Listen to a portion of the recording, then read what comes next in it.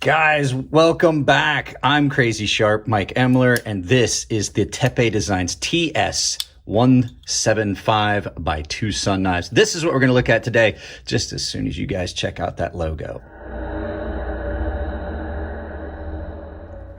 I want to start off by saying this is something I had forgot we had here. I'm glad I found it. I was looking for something interesting to do today.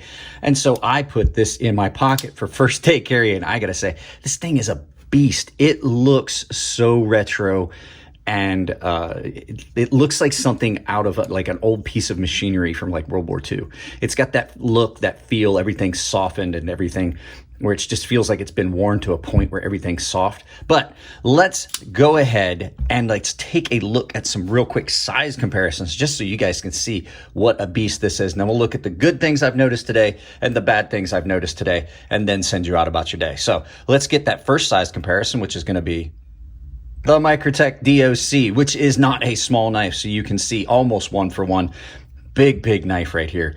So if you guys, like I said, if you guys know, this is a huge knife. If you saw it on Cole's channel, how big this knife is. So there's your first one. Your next knife's going to be the Artisan Mastiff, which is another really big knife. So you're seeing in comparison some of these large knives next to it. This is such a great knife. I need to carry this more. I need to either carry it more or just give it away. One of the two. Not sure yet. So your final size comparison, as always, is going to be the Chris Reeves Sebenza. As you can see, it's a good bit bigger than a Sebenza. I mean, in all dimensions. I mean, even just at the handle, you've got about almost an inch more handle, I'd say. Half inch maybe. So yeah, big knife. Let's get this out of here and start talking about this on its first day carry. Haven't carried my Sebenza for a while, so that went straight in my pocket from here. So this is a big button lock done in titanium and micarta by Two Sun Knives. And I have made no secret that I've been impressed with a lot of the Two Sun stuff.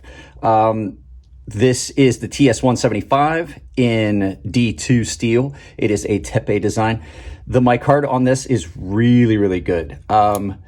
This thing has got a super smooth action. It is one of the best button locks I have had in a while.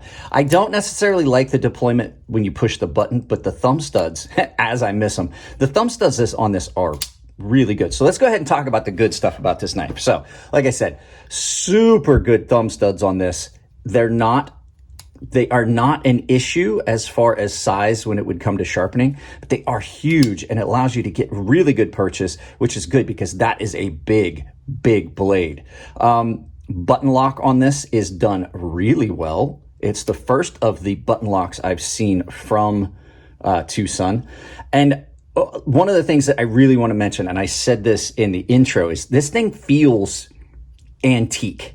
It feels as though it has been worn and used to a point where it's rounded. You see this in a lot of like old military equipment where it's been used and worn and carried and used to a point where there's just no sharp edges. Everything's been softened by use.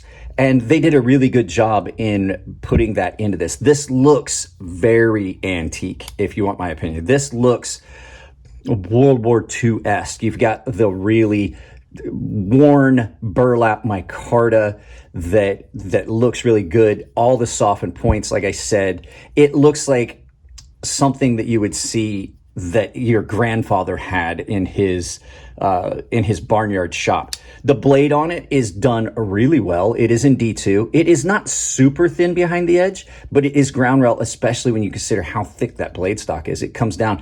There has not been much cutting done with this yet today because there's not much to cut. I literally only have I cut a package open that my wife had gotten, and I cut some zip ties that were old ones that I had cut off and reutilized. I just cut some zip ties to see how it cut, and it does a pretty good job. You have a true transition line here that's ground into the blade. So this is actually thicker, which for a sharpener is going to mean that you can't just flub it.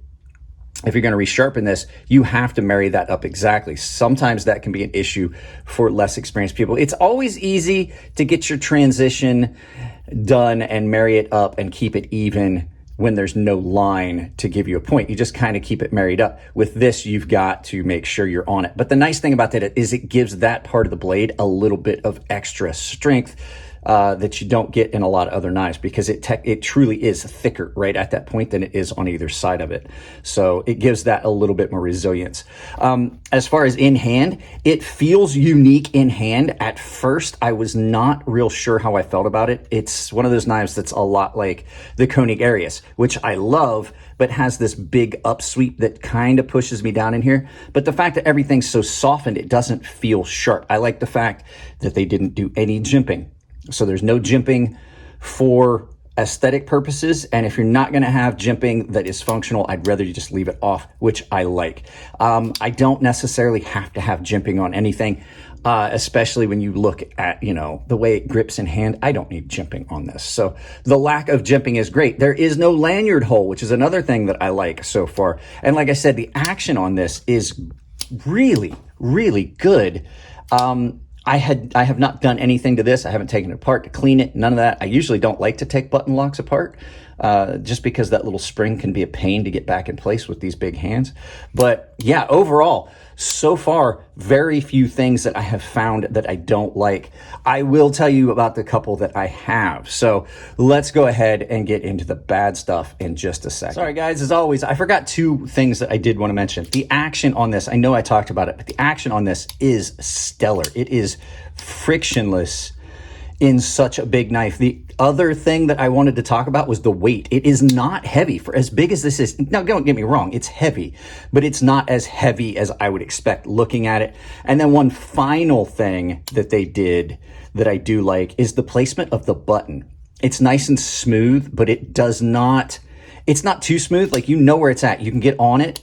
You don't have a problem with it, but you also don't have a sharp spot there. It feels so similar to the other side where it's nice and softened. So you have good access to your button, but it's also something that's not going to catch on anything with any sharp edges. It literally is as smooth as it is on the other side. So there you go. That's the last of the good. Sorry, I forgot.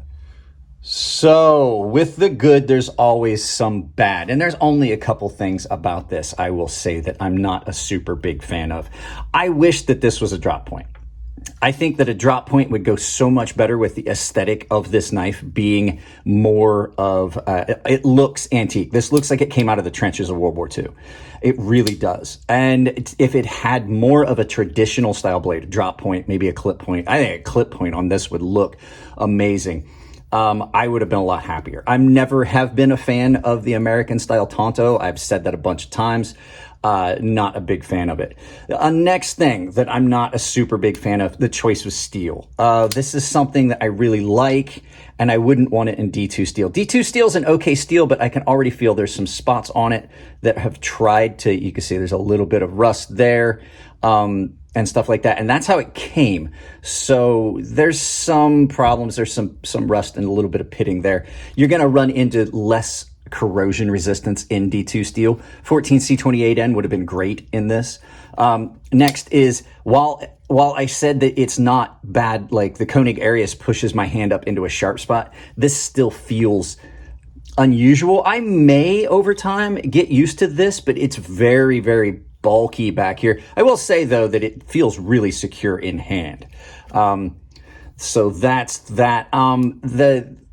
The stop pin and everything, the placement, I don't know if I like how open that is. I like the fact you're going to be able to clean it, but you're also going to have stuff that gets down in there.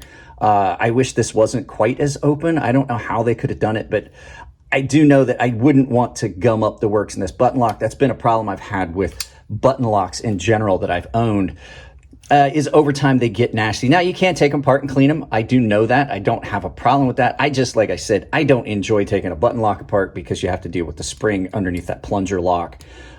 So I will say, though, they did a really good job on it. But the other things that I don't like about the knife, I don't like being this far down in this. I wish that this was a little bit taller so I was in further aligned, because when I want to choke up on it, I can, even though there's not really a finger choil, but I kind of feel out of sorts with my hand being on it. If I really needed to get up on that to do some heavy cutting, I could. And then in this grip as well, it feels a little unusual, which for a lot of us, this is how we're going to cut. And a lot of it has to do with how deep this is cut out. If this was a little bit taller, it would have been better in my opinion. And the last thing, oh, I meant to mention this. I meant to mention that on the good side, but we'll talk about that in a second. One of the last things is I'm not a fan of the pocket clip. The pocket clip is a little bit long. It's not uncomfortable in pocket. It doesn't like dig in or anything, but it is a little bit long. It's going to catch more things than a little bit shorter pocket clip would. And the fact is this one is moving, and I did tighten this down. So I don't know what the issue is. I may take it apart and see if it's just not completely aligned, but you can see that there's enough room in this little cutout that they've made for this that it allows that to move back and forth. And you guys know, not a fan of that because I can feel it. It's not so much a functional issue, but I can feel it in hand. I can feel it move when I grip up on the knife and I do any heavy cutting tasks. Even though I haven't done any heavy cutting tasks, I did, cut on a piece of wood a little bit. That's one of the best ways to see if there's hot spots on a knife. If you guys don't know that, get yourself a piece of hardwood. And if you want to know if there's a hot spot on a knife, cut into it and see when you're bearing down and things like that. Me and Stasa both agree that that's a really good way. But as you can see, no real hot spots on this knife. It just feels, you can feel it move in your hand. It does not present a hot spot. So there's very few bad things about this knife overall. I like the aesthetic. Like I said, I just wish that they had went with a different shape blade. Even the logo gives you this like World War II, French World War II trench knife kind of thing going with it. And everything about it just screams that. And then you got this big Americanized Tantu blade, which I just kind of wish didn't, I'm not saying I wish they didn't exist. I just wish that they were a little less utilized or provide another option with that design. Like I would have loved to have seen this in a clip point. This would have looked amazing as a clip point on this. But yeah, overall, so far it's been fun. It is a big knife. This is not one that I would carry and take out in public per se, because like I said, it's one of those knives that's going to get you attention. It's a large folder. So there's been a handful of those lately. So yeah, guys, that's pretty much it. Let's turn this around to some final thoughts and send you out about your day. There you go, guys. That is the Tepe Design TS175 by Tucson Knives. It's the first day I've carried it. I like it, but I'm pretty sure that there's going to be things I find over time. That's why we do these, the unboxing, then the first impressions, the first day carry, and then the full review. So if you're interested in this knife though, I do know that it's available on Amazon. I will probably put a link down below. Maybe today, I don't know. I don't want to look at the price point on it, but I kind of know the area I'm guessing. So I am kind of curious, but yeah, guys, my favorite time of year, it is currently flannel weather. It's in the 60s here in San Diego. Zero Foxtrot. This was a gift from one of the paying members, Winston Cobrady. I wanted to call it out, but this is a Zero Foxtrot. He sent a bunch of stuff. I like their stuff. They do a lot of stuff for veterans and military, so good company. Go check their stuff out as well. Guys, that's it on this one. If you like the videos, give them a thumbs up. If you don't like them, give them a thumbs down, but please try to tell me why. I can't change the content if you don't tell me what you don't like. If you want to support the channel, it's as simple as like, share, subscribe, drop a comment, hit the bell icon. Make sure that you've got all selected on that bell icon and turn on notifications on your device so you will not get notified of everything I put up. I'm going to try and get back up to putting more stuff up now that the kid is home and stuff like that. It's just been pretty stressful. So, other ways you can support the channel if you want. If you have knives you'd like to see on the channel, reach out, shoot me an email. There's an email address in the description below where I talk about the sharpening service. You can reach out and ask me if there's knives that you would like to see on the channel that you haven't seen yet, and I will let you know whether I think it would be worth it or if I think that maybe we should just hold off until I get a better look. Other ways you can do it financially, there's a couple ways you can do it for free that actually will save you money. I have a ton of affiliate links down below, one of them being Doll Strong Knives, who is going to start sponsoring some of my videos. Not this one, but they will. But I have an affiliate link with them that will save you 10% at checkout at Doll Strong Knives. Their stones are amazing. I just shot a video the other day about those. I think I'm gonna put that video up sometime this week, maybe Monday. Affiliate links, you can save money there. Other ways you can do it, I have a membership. We've talked about that. It's tier-based. Everyone gets a bunch of different benefits. Premium guys get access to a sharpening tutorial series. Baseline and premium guys have access to, are automatically entered into a giveaway I do pretty much monthly on the Gilded server, and everyone has access to the Gilded server to find ways. I have a merchandise store on Ember Shirt Co where you can pick my merchandise or other creators' merchandise up at a 10% discount with my coupon code CrazySharp. Capital C, capital S, CrazySharp saves you 10% anywhere on Ember Shirt Co at checkout. Guys, I love you all. Keep it clean in the comment section. If it's your birthday, happy birthday. And I'll see you in the next video. I feel like that was a little bit disjointed. I may not have had enough coffee yet.